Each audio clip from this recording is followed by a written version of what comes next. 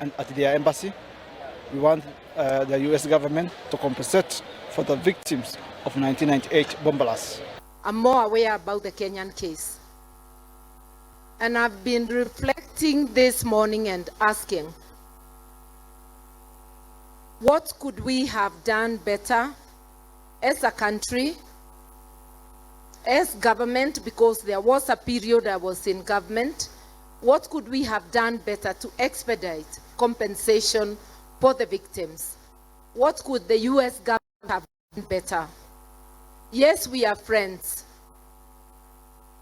What could we have done as friends to ensure that there is closure for the victims? They were not as trained as we had today, the wonderful lady, but they carried each other's burden. They never asked each other, what political party do you belong to? They were just Kenyans helping each other. I think this is important for us to at this particular time as Kenyans.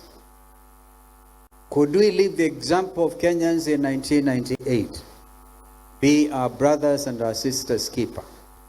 Hawa wa Kenya pia mungewaweka kama wana Kenya kwanza, to stand with them, to keep working with the American government to ensure that justice is done and compensation is received. And even as we go into the future, we want to urge the American government, as our partners, let us continue strengthening our partnership in the war against terror.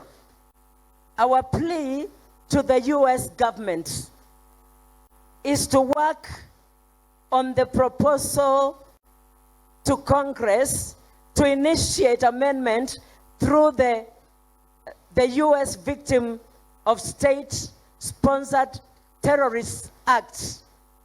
We request consideration to make Kenyan victims eligible to participate in the US Victim Terrorist Compensation Fund.